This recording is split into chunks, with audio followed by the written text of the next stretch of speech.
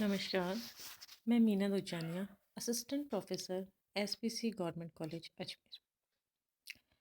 BSc part second, paper third के chapter phase equilibrium में हमने प्रीवियस क्लास में स्टडी की थी हमने कि फेस किसे कहते हैं, प्रावस्था किसे कहते हैं, किस तरह से हम लोग फेस निकालते हैं, किस तरह से कंपोनेंट घटकों को हम लोग डिटरमाइन करते हैं और किस तरह से हम लोग डिग्री ऑफ फ्रीडम या स्वतंत्रता की कोटि का निर्धारण करते हैं। तो इन सब की स्टडी हमने प्रीवियस क्लास में कर चुके हैं।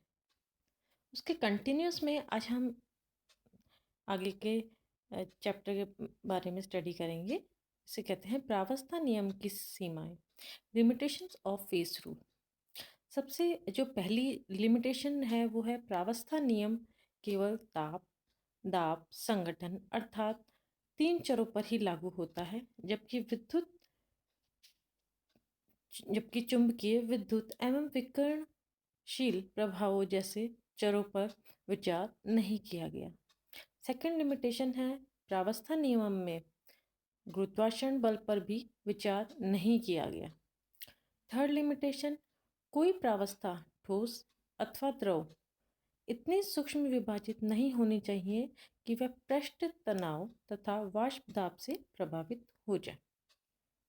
नेक्स्ट जो इसकी लिमिटेशन है वो है कुछ विशेष अवस्थाओं में प्रावस्था नियम पर कुछ अतिरिक्त रिस्ट्रिक्टेड लगाना पड़ता है। ऐसी अवस्थाओं में रिस्ट्रिक्टेड फेस रूल का उपयोग करते हैं। ये तो थी इसकी लिमिटेशंस की, फेस रूल्स की क्या लिमिटेशन रह थी। अतः प्रत्येक घटक जिसके 3 प्रावस्था साम्य में हो, उपरोक्त 2 समीकरण ज्ञात होते हैं। इसलिए प्रत्येक घटक के p प्रावस्थाओं पर में होने पर p-1 समीकरण ज्ञात होंगे। इसलिए c घटकों के लिए c इंटू p-1 समीकरण ज्ञात होंगे। चूंकि रासायनिक विभव दाब, ताप तथा संगठन का फलन होता है, इसका तात्पर्य यह है कि प्रत्येक समीकरण एक चर को प्रदर्शित करता है।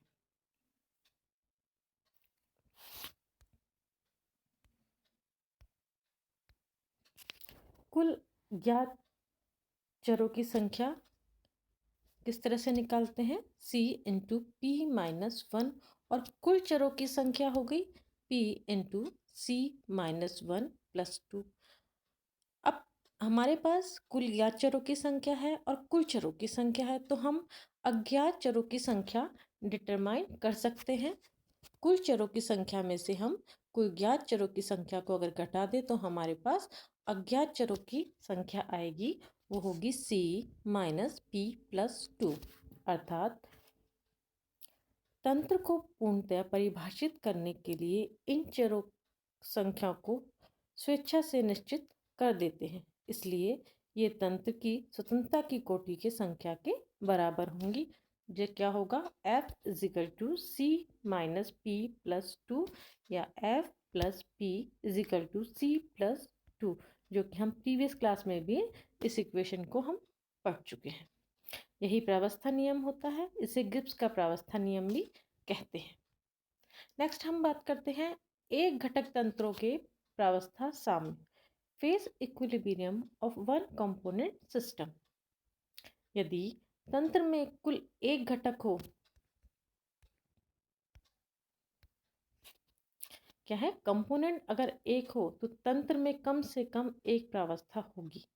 अतः इसकी स्वतंत्रता की कोटि का मान 2 होगा। कब? जबकि सिस्टम के कंपोनेंट एक हो, फेस भी एक हो, तो डिग्री ऑफ फ्रीडम हम इसमें निकाल लेंगे फॉर्मूले से रख के, तो डिग्री ऑफ फ्रीडम हो जाएगा 2। यदि फेस 2 है तो डिग्री ऑफ फ्रीडम क्या हो जाएगा, अगर फॉर्मूले में रखेंगे फेस 2 कंपोनेंट 1 तो हो जाएगा डिग्री ऑफ फ्रीडम हो जाएगा 1। और यदि फेस कितने हैं, 3 है फेस और कंपोनेंट 1 है, तो स्वतंत्रता की कोटि हो जाएगी 0। अर्थात तंत्र अचर नॉन वेरिएंट रह जाएगा, क्योंकि किसी निश्चित ताप व दाब पर ही किसी घटक की तीनों प्रावस्थाएं साम्य में रह सकती हैं। अब प्रावस्था जो नियम है उसके क्या क्या एडवांटेज हैं, तो प्रावस्था नियम के लाभ, सबसे पहला जो प्रावस्था नियम का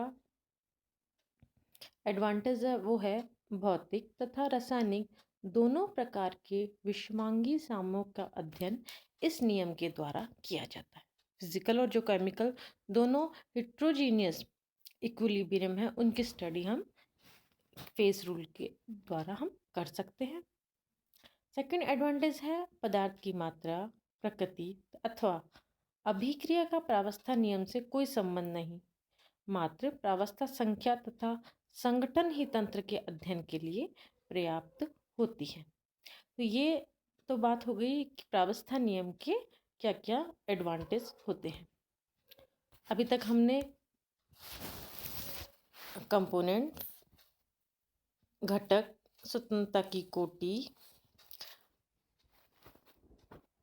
इसके डिग्री ऑफ फ्रीडम किस तरह से निकालते हैं, क्या क्या इसकी लिमिटेशन है और क्या इसके पेस रूल के एडवांटेज हैं, इसकी स्टडी हम चैप्टर में कर चुके। Thank you.